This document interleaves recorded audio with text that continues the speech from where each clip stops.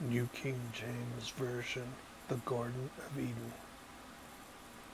Thus the heavens and the earth and all the host of them were finished. And on the seventh day God ended his work which he had done, and he rested on the seventh day from all his work which he had done.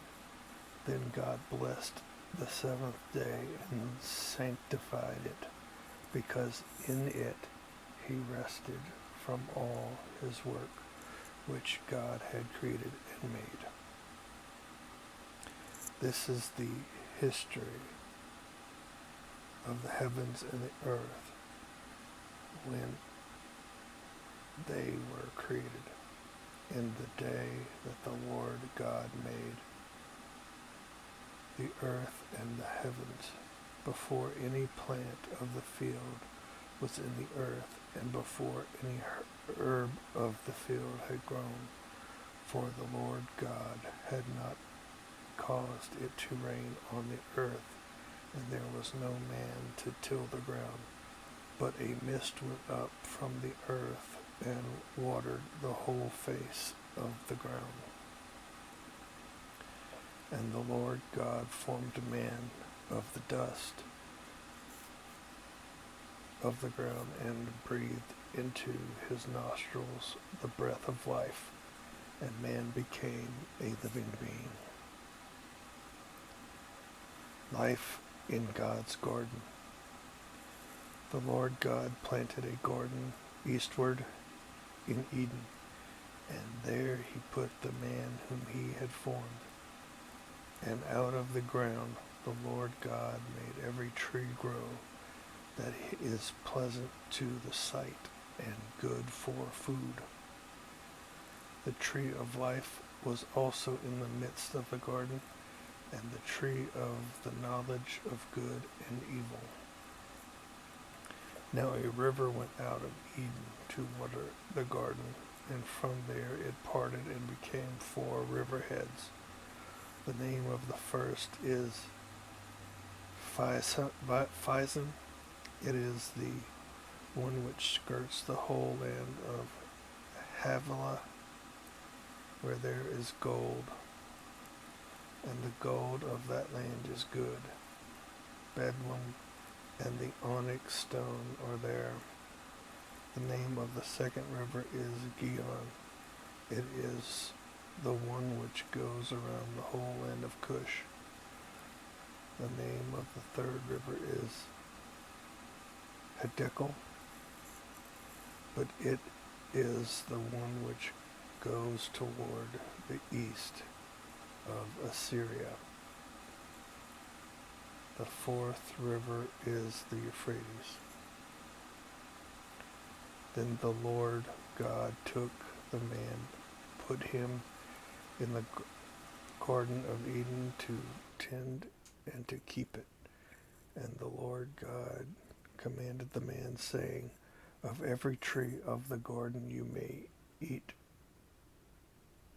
may freely eat, but of the tree of the knowledge of good and evil you shall not eat. For in the day that you eat of it, you shall surely die. And the Lord God said, it is not good that man should be alone. I will make him a helper comparable to him.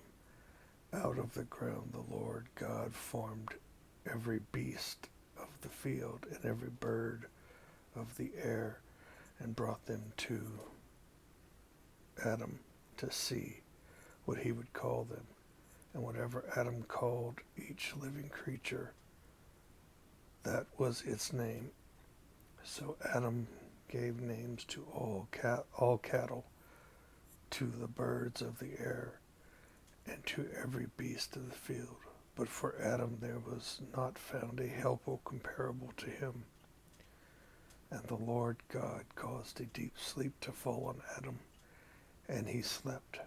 And he took one of his ribs, and closed up his flesh in its place. Then the rib which the the Lord God had taken from man, he made into a woman, and he brought her to the man. And Adam said, this is now bone of my bones, and flesh of my flesh. She shall be called woman, because she was taken out of man. Therefore, a man shall leave his father and mother, and be joined to his wife, and they shall become one flesh. And they were both naked. The man and his wife were not ashamed.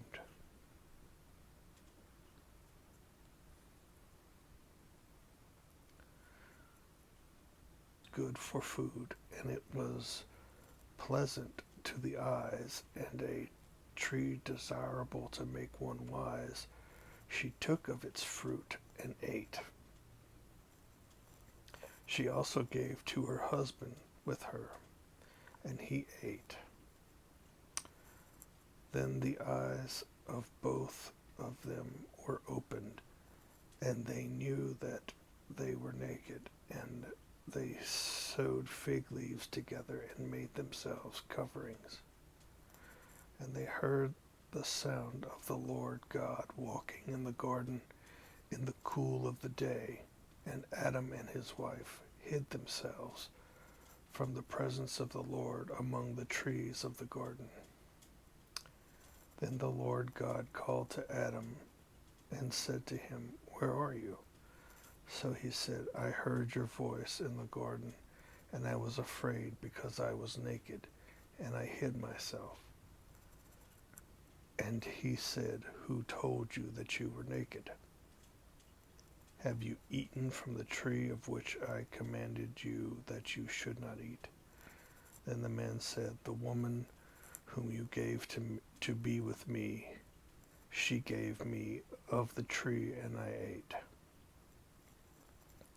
And the Lord God said to the woman, what is this you have done? The woman said,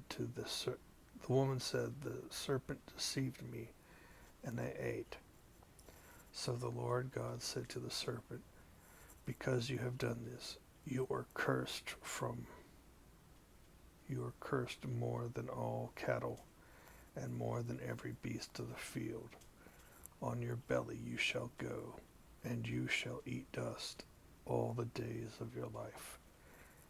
And I will put enmity between you and the woman, and between your seed and her seed. He shall bruise your head, and you shall bruise his heel. To the woman he said, I will greatly multiply your sorrow and your conception. In pain you shall bring forth children. Your desire shall be for your husband, and he shall rule over you. Then to Adam he said, because you have heeded the voice of your wife, and have eaten from the tree of which I commanded you, saying, you shall not eat of it. Cursed is the ground for your sake. In toil you shall eat of it all the days of your life. Both thorns and thistles it shall bring forth for you, and you shall eat the herb of the field. In the sweat of your face you shall eat bread till you return to the ground, for out of it you were taken, for dust you are, and to dust you shall return. And Adam called his wife name Eve, because she was the mother of all living. Also for Adam and his wife the Lord God made tunics of skin and clothed them. Then the Lord God said, behold, the man has become like one of us, to know good and evil. And now lest he put out his hand and take also of the tree of life and eat, and live forever. Therefore the Lord God sent him out of the garden of Eden to till the ground from which he was taken. So he drove out the man, And he placed cherubim at the east of the Garden of Eden, and a flaming sword which turned every way to guard the way to the tree of life.